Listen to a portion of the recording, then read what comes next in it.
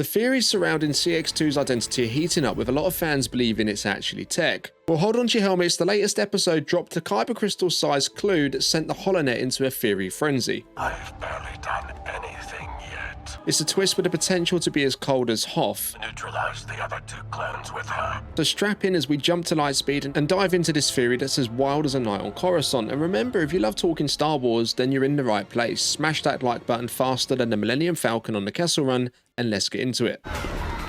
Cut off all escape routes.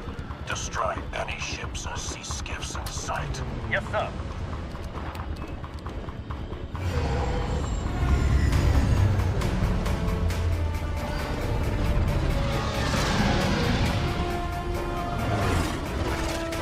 Since the get-go, CX2's been shrouded in more mystery than a Sith at a Jedi convention, but the latest episode dropped a kyber-crystal-sized hint that's got the fandom buzzing like a swarm of porgs. The hot take on the holonet, CX2 is none other than our dearly departed Tech, who we all thought took a one-way trip to the Great Beyond last season. Remember that heart-wrenching Plan 99? Yeah, the one where Tech went full hero mode to buy his squad an escape ticket from a redo? Well, it looks like he might have just pulled a Winter Soldier on us, and if this theory pans out, it's not just a game changer, it's a galaxy changer.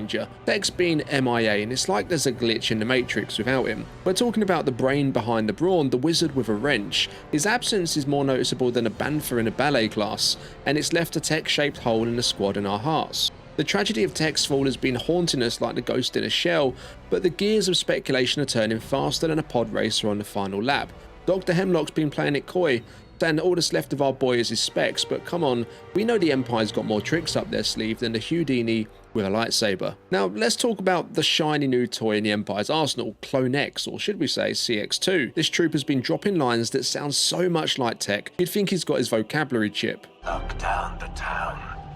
Search every domicile until you find her. Domicile? Seriously? That's as Tech as it gets. I'm registering a heat source 200 meters west of here. I suspect it is your domicile. It's like hearing Binary Sunset and not thinking of Tatooine. So what's the deal? Is Tech playing dress up in Clone X armor, or is this just a wild bantha chase? Fans have been piecing together this puzzle like it's the plans to the Death Star, and the picture's getting clearer with every episode. With CX2 dropping the word bomb domicile, it's caught fans' attentions. The D word's as rare in the Star Wars universe as a polite conversation with a Tusken Raider. In fact, I can't recall another character saying it, apart from Tech before now. Our fallen comrade Tech was likely the only one who had domicile in his daily vocab, certainly in recent times, and hearing CX2 say it, that's like hearing Darth Vader say he's got a soft spot for Ewoks. It's a parallel that's too juicy to ignore, and it's steering the starship straight towards the theory that Tech is the man behind the mask. But that's not all. This isn't just a one-off Easter egg, it's a breadcrumb trail that's leading us to the possibility of the biggest reveal of the season. Some might say we're just clinging to hope, wishing on a start for Tech to be alive, but let's face it, the show's laying it on thicker than a Wampa spur. From CX2's know-it-all attitude to the spotlight they've been getting, it's like the showrunners are winking at us through the screen almost. The CX2, this guy's more locked up than the secrets of the Jedi Order. With a voice modulator that's as heavy as a hut and maybe even sporting some cybernetic legs, it's like he's been through an Empire's car wash and came out as the ultimate clone trooper. But here's the thing, his noggin is packed with all the tactical know-how of Clone Force 99. That's right, the very tactics the Empire would kill to get their hands on, and guess what? Our boy only hit the stage after Omega made her daring escape from Mount Tantis. Suspicious much? Now let's zero in on that nail-biter of a showdown in episode 7, Crosshair and CX2 face to face. And the tension's so thick you could cut it with a vibroblade. It's not just any standoff, it's one that's got layers. When CX2 hits Crosshair with the "you had your chance to be one of us, you chose the wrong sideline," it's like he's throwing more shade than a Tatooine sunset. Is he talking about Crosshair's refusal to become a clone assassin, or is it a deeper dig at his betrayal of Clone Force 99? The show's really leaning into this whole CX2 and Tech connection, and they're not being subtle about it either. In the freshest episode, they've cranked up the comparisons to 11. That domicile drop is like a blaster shot in a quiet cantina. You can't ignore it, but that's not all. Our mysterious assassin's got a handle on Fee's ship, like it's their own personal speeder bike. Alarms going off? Not a problem. CX2's as cool as a Hoth winter. So what's the verdict then? Is it just a coincidence that CX2's got moves like Tech? Or is the show setting us up for a reveal that's going to blow our minds like the first Death Star test run? The clues are piling up like credits in a smuggler's stash. and it's got us all theorizing like mad.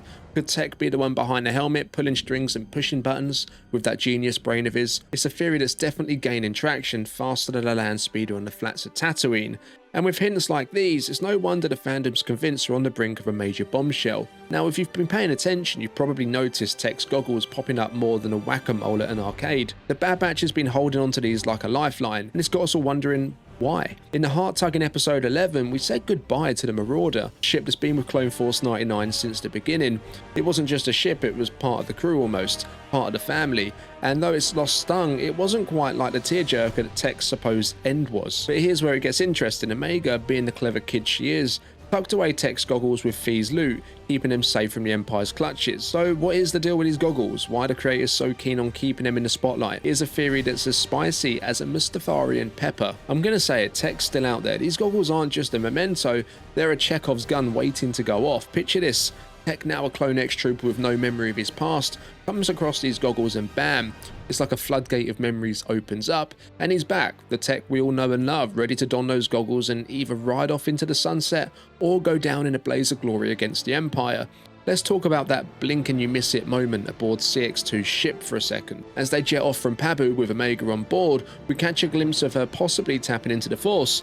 But it's that look she throws CX2's way that's got us all in detective mode. It's almost as if she senses something familiar, something Tech-like under that armor. Now, let's chew on this. The series has been dropping hints like breadcrumbs in a forest, leading us to believe that Tech's still alive. If he's out there, being forced to chase down his own squad, especially Omega, it's not just sad, it's a tragedy of galactic proportions. But hey, this is Star Wars we're talking about. They might just be pulling our leg, setting us up for a twist that'll have us picking our jaws up from the floor.